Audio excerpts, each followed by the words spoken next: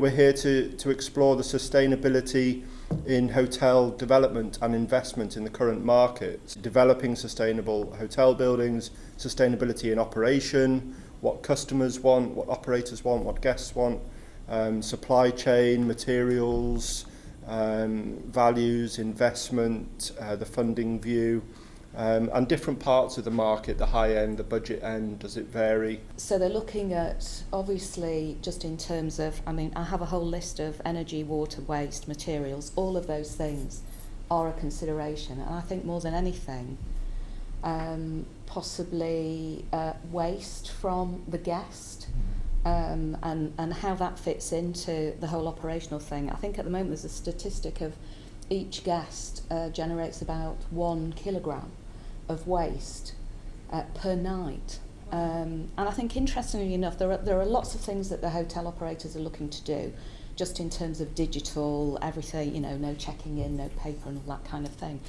But interestingly, I had a look around one of the major Manchester hotels recently, and we were looking at the back of house.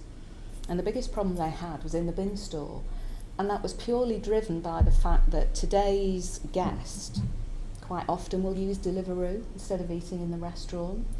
So, or, Uber Eats or whatever it is. So the amount of waste that's generated was a real issue.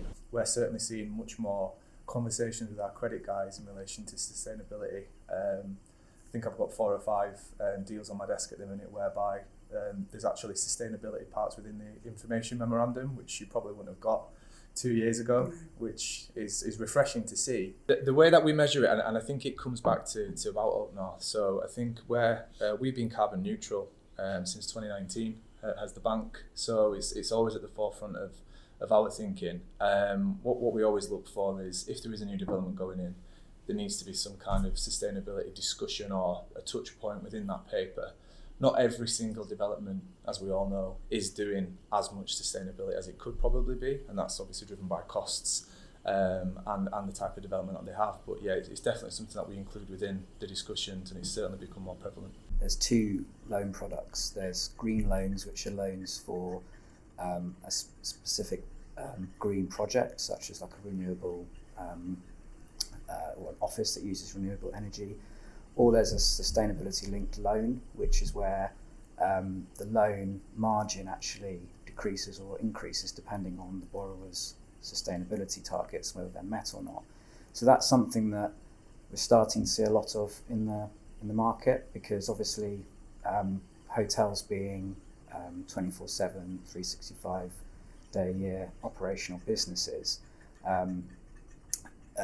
if a hotel operator can say, look, we're going to change the way we do this, we're going to make our hotel more sustainable, then a sustainability linked loan is something that would be very attractive to them, I think.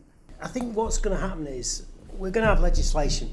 That legislation could be retrospective, which is then going to hit your valuation of your hotel. As Tom might say, it's going to get to the stage where unless you make or develop a sustainable hotel, your valuation in the future is going to be hit, because you're going to have this legislation is going to come in which is going to impact these properties and the operators. So yeah, we have got to start looking at it now, because it's going to fundamentally come down to not just the cost but also your end value numbers as well. Yeah, I'd say the optimistic thing is that the demand seems to be coming from all angles, so certainly from lenders but from investors as well as being driven up from customers.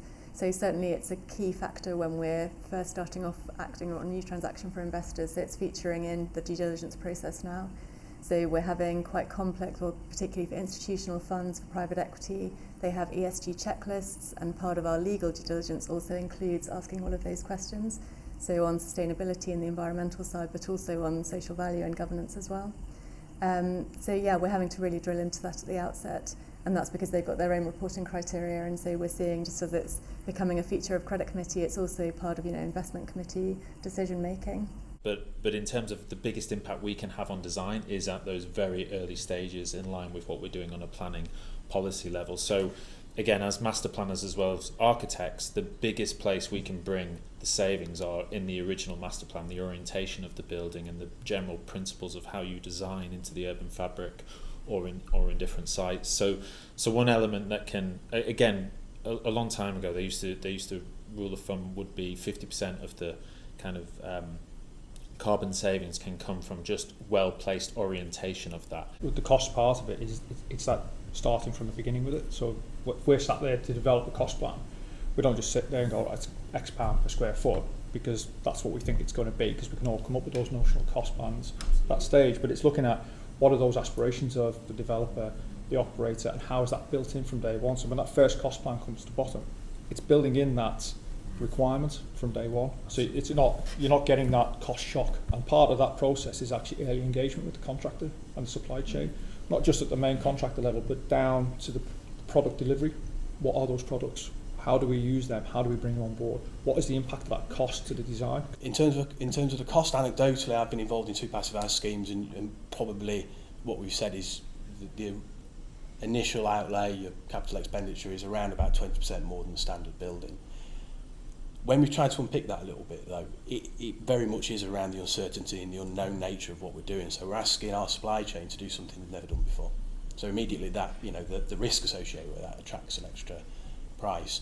So what we're hoping is the more and more we do, schemes of this nature, the more expertise we get, the more we're able to refine our offering and be able to get on a par, and it just becomes a standard offering as opposed to something different. We're really keen on bringing into the process, as part of our pre-qualification process, we'll be looking at, have you done something like this before?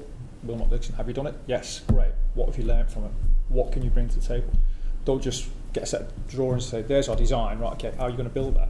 Well, we wouldn't do that. Well, actually, tell us how you do it so we can build that into the design. There's a big change between, your typical new build development and demolition. What we're seeing a lot more of is refurbishment, and that is a huge cost saving to the developer, and it's a huge carbon saving. So we're working on a big development in Manchester city centre at the moment that chose to refurbish the existing 1960s hotel rather than demolish and rebuild, and we think that saved about 5,000 tonnes of carbon, which is a huge saving.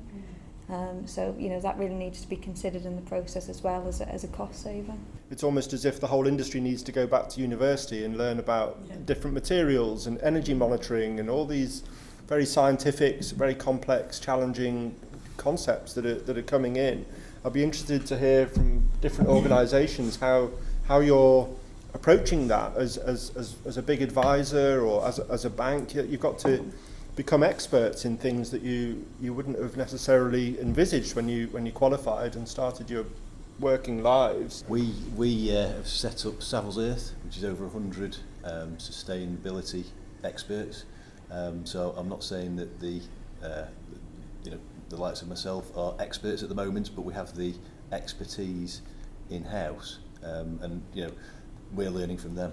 There is a real issue with the knowledge gap. I think clients have said to me, particularly, and I think Fiona will be able to tell us this, but within planning, planning teams within local authorities, the lack of knowledge about the carbon embodiment of the products. There's a requirement to put some solar panels on the roof, but without looking at how and where they were built and where they've come from, and so there's a lack of sophistication in those kind of decisions. Definitely. I mean, we're seeing that some councils are moving quicker than others. So, projects in London, there's a requirement to carry out a whole life carbon assessment and circular economy statement. So looking at the whole life of the building. So we saw with the storms, in the northwest in London, we saw the O2 Arena getting ripped apart. So that now is really going to have to be a really big consideration. Is this building, okay, it's low carbon, that's brilliant, but is it going to stand up to increased storms, increased flooding? So that is also a massive consideration. And again, bringing it back to that stranded asset issue. If you take plasterboard as an example, you can have up to 50% wastage in plasterboard on sites.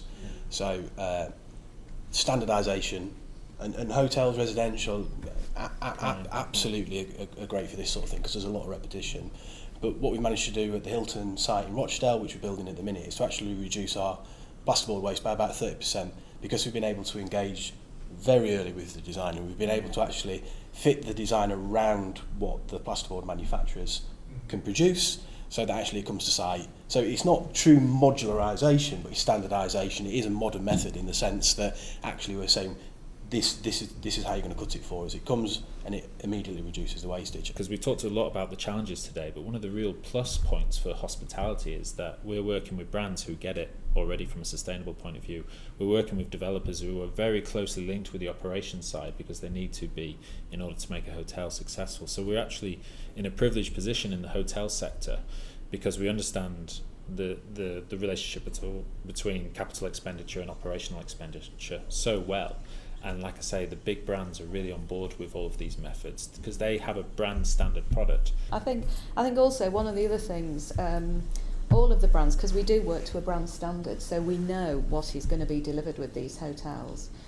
The brands have large teams who are working on this constantly to try and make everything as efficient as they possibly can. I mean, okay, you can't account for the guests that, you know, in the open window and all those sorts of things. But there is a full team of people who are trying their absolute utmost to make things as efficient as possible.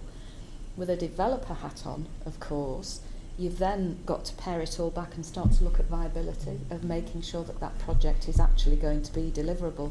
Because we can talk about as many likes and dislikes as we can, but at the end of the day, if you can't deliver this thing, if it isn't viable, you haven't got a project. I think in 5 years' time, we're going to see sustainability linked loans and green loans as the norm rather than the exception that they are at the moment. I think asset owners are going to start to assess in terms of sustainability and environmental performance their buildings more often every couple of years.